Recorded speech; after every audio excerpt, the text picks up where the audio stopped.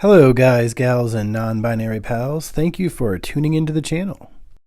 Today we're going to take a look at a game called Ecosystems, which was sent to me by Genius Games, complimentary for a review, preview, opinion. Basically they said, here, would you like this game? Make a video, do whatever you want. And I was like, okay. So Ecosystems is a light card drafting game in which players build a biodiverse ecosystem using cards that have animals and animal habitats. Each player builds a grid in front of them, and a game consists of 2 rounds. Each player starts a round with 10 cards in their hand. Each turn, a player drafts an ecosystem card from their hand, place it down into their play grid in front of them, and pass the cards to the left. At the end of the 2 rounds, each player will have 20 cards on their grid, and you take the player aid and score points. The player with the highest number of points wins, and there's a special little category at the end for biodiversity. It is advantageous for you to have a diverse ecosystem. Today, James and I are going to check out this really cool card game. It's called Ecosystems. It's designed by Matt Simpson. It's a fun, quick, easy to learn card game. It's by Genius Games, and this is a great, one of those educational games that's perfect because you get to learn a little bit about biology and you don't really even know that you're learning about stuff.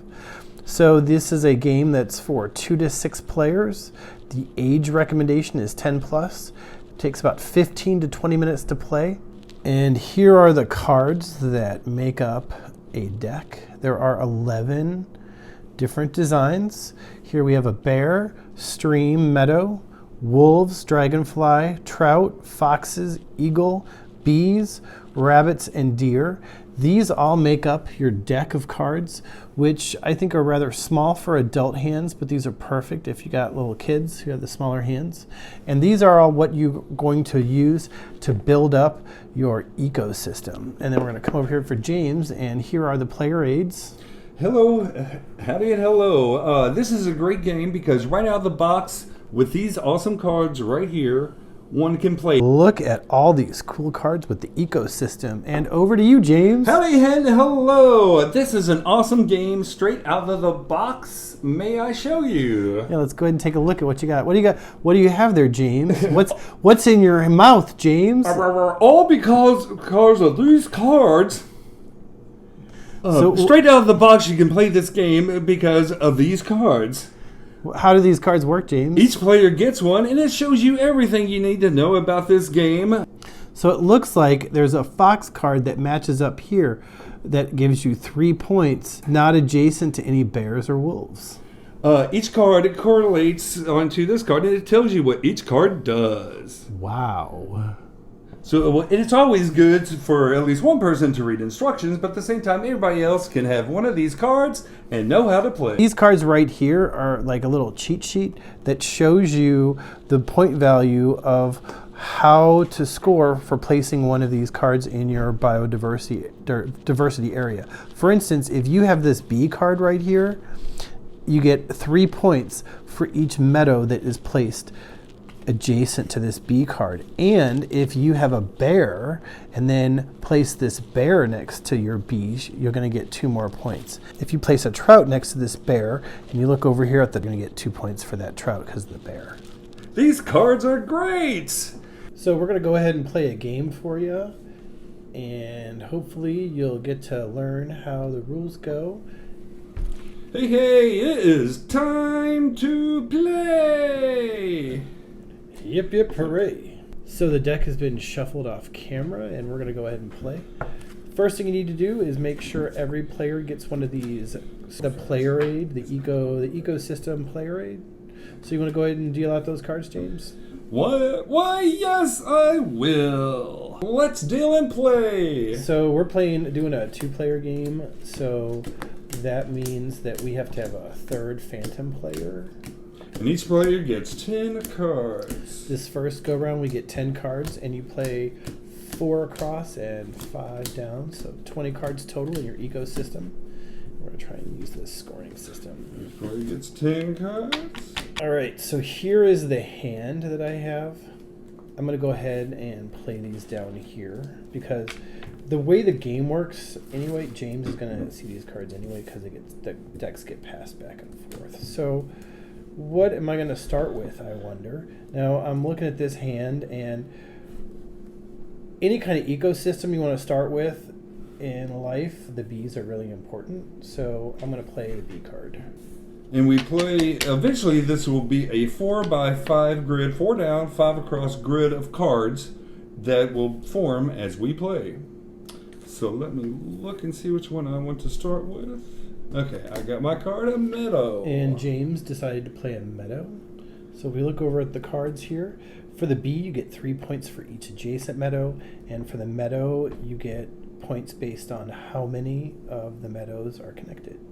And when you connect a space in this game, they don't have to go in a straight line. So they just kind of have to touch and they can wind around.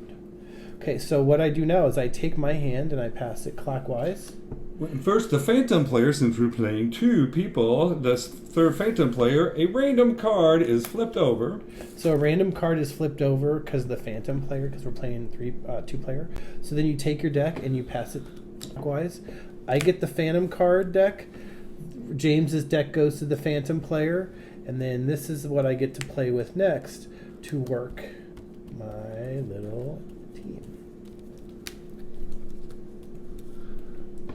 So here I have the rabbit, I have the bear, I have another bee, I have meadows, I have a stream, another bear, another stream, and more meadows. Take a look at the card and see what's going on here.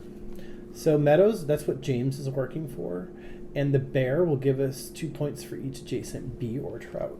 Rabbit will give us 1 point and may immediately switch locations of 2 cards. We don't need that yet.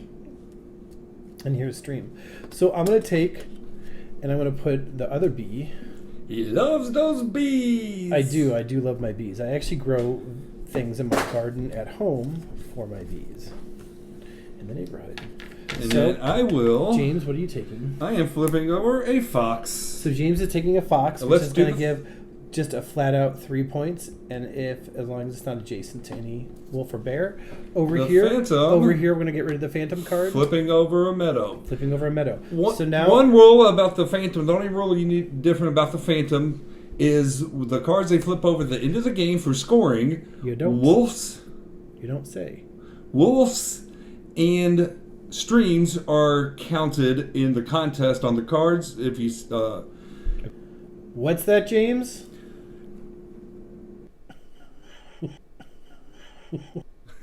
So apparently when scoring for the largest stream and most wolves on the player aid, when you're scoring for the most streams and most wolves, the ghost player also qualifies, and these are considered to be connected.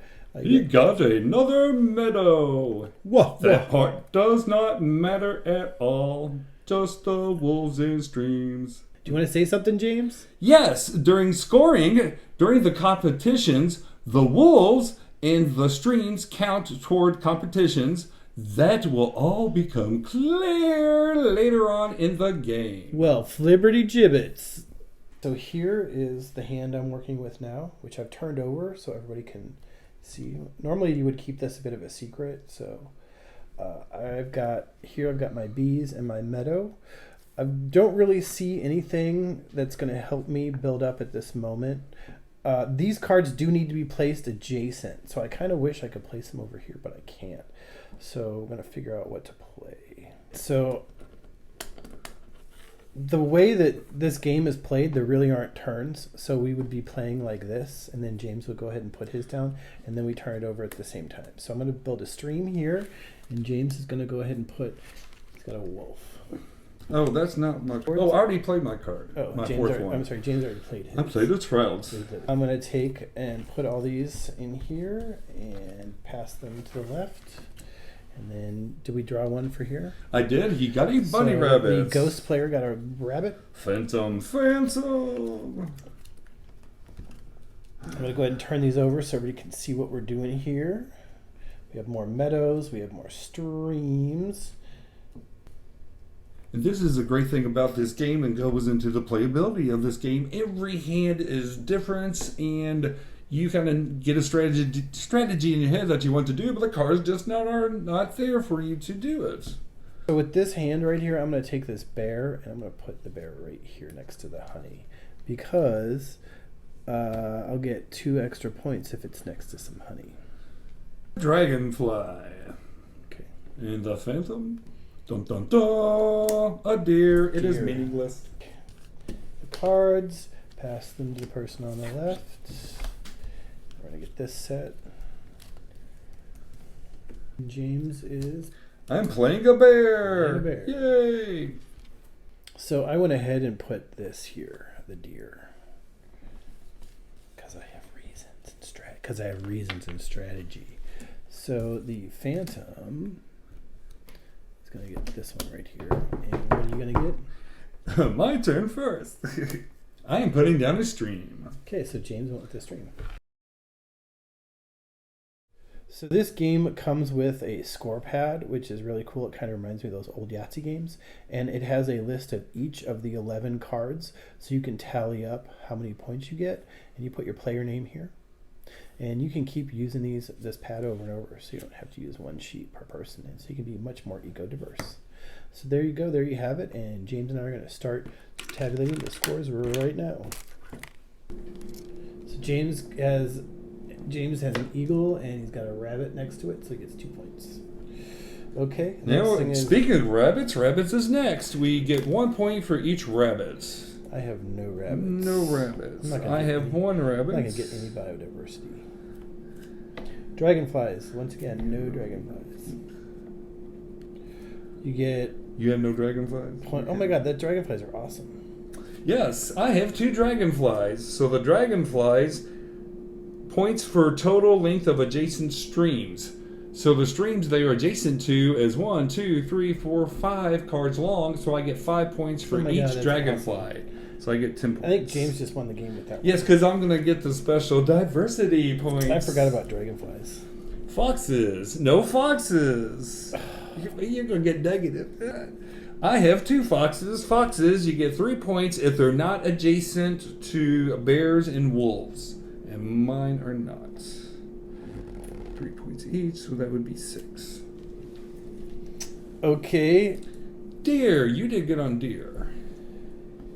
Yeah, deer is you get 2 points for each row and column containing at least 1 deer. So I get 2, 4, 6, 8, 10, 12. So let's do that again. Okay. 2. James and I continued our scoring, and I didn't really film all that because it's not the most exciting thing to watch. But the strategy that James had, where he used the dragonflies to double up his points for the stream, really paid off, as well as the strategy with the eco-diversity. The score sheet that you get in the game really does make scoring a piece of cake. I know it sounds a little more complex than it actually is. Also, you get these points here for your gaps. So like if I have a bunch of gaps, you get negative points. So like if you look at your score, see how this has gaps? So I have 1, 2, 3, 4 gaps, which means I get 3 points.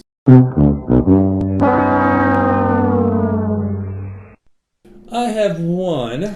So because of that, he gets 12 points. Dun dun dun. Thank you for watching this video about Ecosystem by Genius Games. My final review and thoughts: I think this is a really fun game. I think it's also a great game for a filler for your game night if you just have like a 15 to 20 minute break, or you can actually make an entire game night with just the ecosystem, just play it over and over again. There is a lot of diversity in the cards, so you should be able to have a lot of variety of games. I've played this game a couple times with James, and each time we play it's completely different. So there you have it, there it is. Thank you for tuning in, and have a good one.